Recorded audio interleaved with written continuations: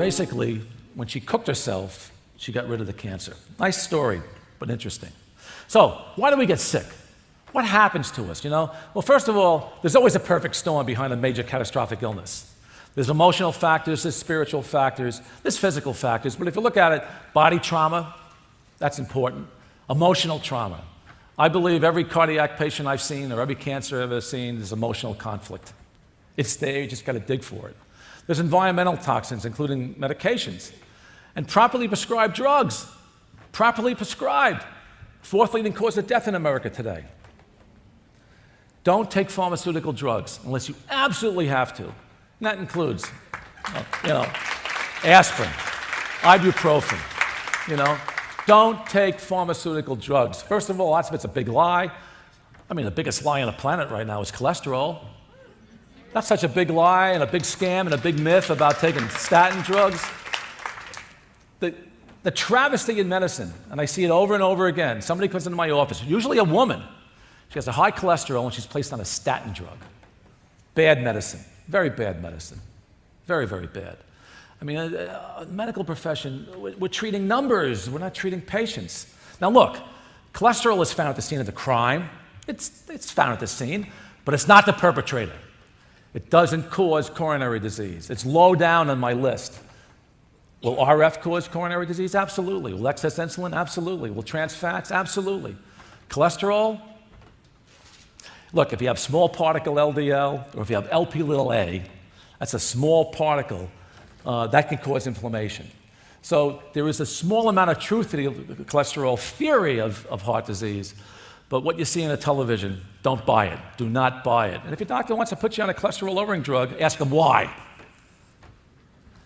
There is no proof that cholesterol causes heart disease. There is absolutely no scientific validity that cholesterol causes heart disease unless if your LDL becomes oxidized because there's a lot of small particles in LP(a).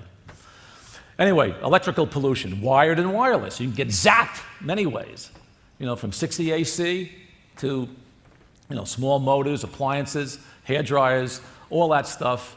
Hey, look, when you use your clothes dryer, hopefully it's not next to your TV where you're reading a book at the same time. You're getting zapped like crazy.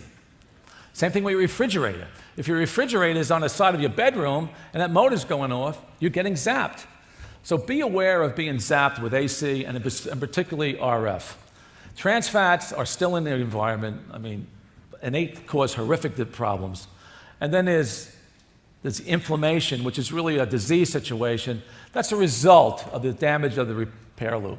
So what happens is, over time, our cells depart from healthy synchronous vibration. Remember, pulsation, vibration, synchronous vibration is the key to life. That's the key to being healthy. When cells start vibrating, or stop vibrating, or when the energy goes down in the cell, then again, microbes can increase, and then all of a sudden the cell becomes sick. So in the healing arts, we have pharmaceuticals, discovery of penicillin, discovery of insulin. Hey, good stuff.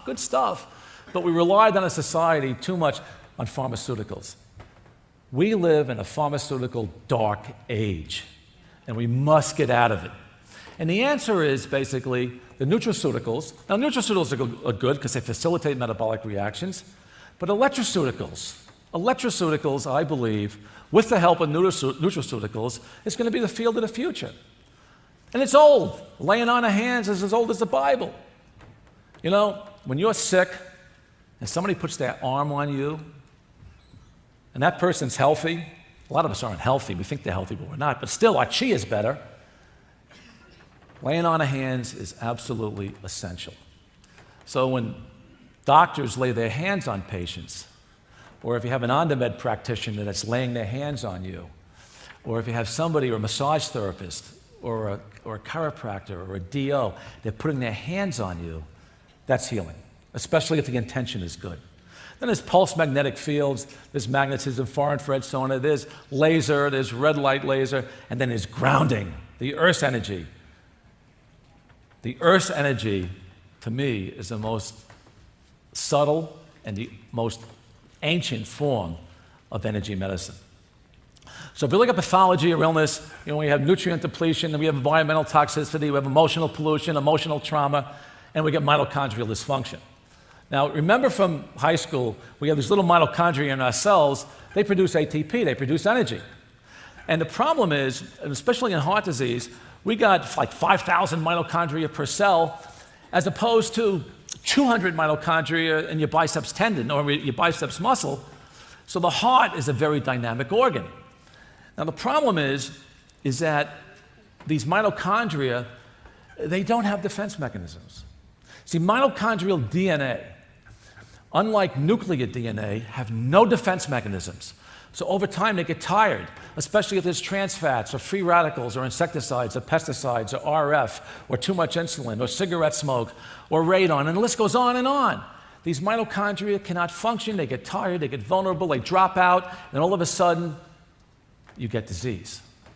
So I really like the mitochondrial theory of aging.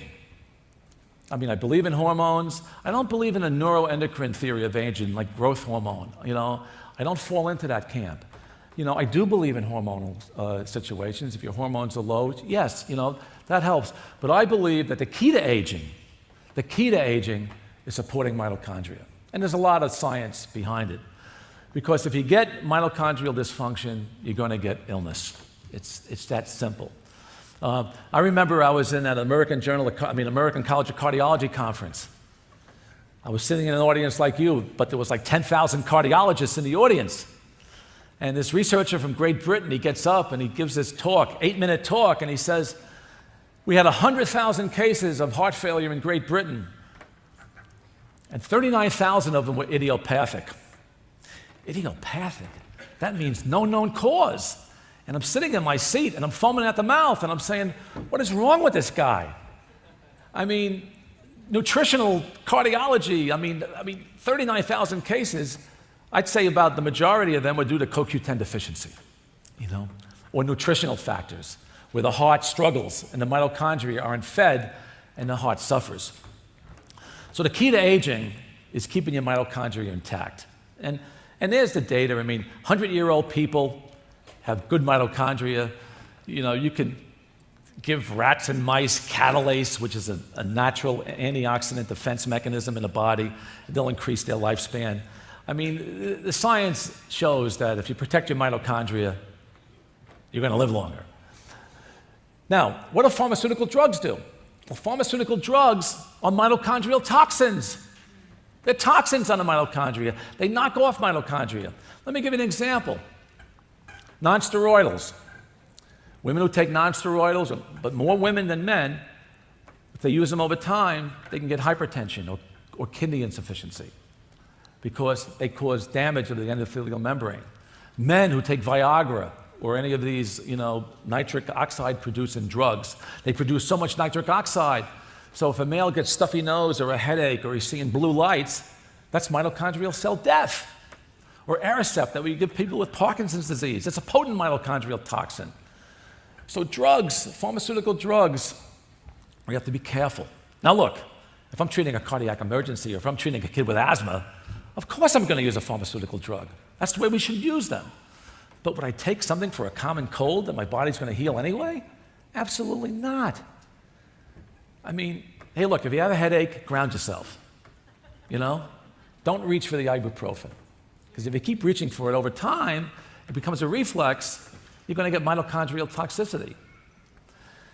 Now, the other thing drugs do is they cause nutrient depletion. They cause depletion of drugs, of nutrients in the body. Let me give you an example. Aspirin, great drug, depletes folic acid. Women who take birth control pills, over time, birth control pills deplete B vitamins. That's why we're seeing a lot of young women with heart disease, because they don't complement with B vitamins because the drug depletes B vitamins. Statin drugs deplete CoQ10. And the list goes on and on. Beta blockers deplete CoQ10. Oral hypoglycemics, for type 2 diabetes, deplete CoQ10. So we've got to find safer alternatives to pharmaceutical drugs. And basically, that's where nutraceuticals and electroceuticals come in. So if you look at healing, David Wolf did a little interview with me. He says, what do you do for healing? I go, geez, it's simple. First of all, you ground. It's free. It's easy. Second of all, you eat a non-inflammatory diet. Raw foods, A lot of vegetarian. If you do meat, you want to do migratory salmon or buffalo or, nothing with hormones in it. You want to eat organic. You want to avoid gluten. You want to avoid dairy. It's easy stuff, easy stuff. Would I eat veal? No. First of all, I think they're cruel to calves. And second of all, it's one of the most inflammatory meats you can eat. Probably, why? Because those calves are suffering. And that suffering is transferred to the meat. So if you have a steak one night and you can't sleep, you have a nightmare, you took on the energy of that terrified cow. That's energy medicine, folks. That's a transfer of energy that goes into your body. That's a chaotic vibration that you don't want.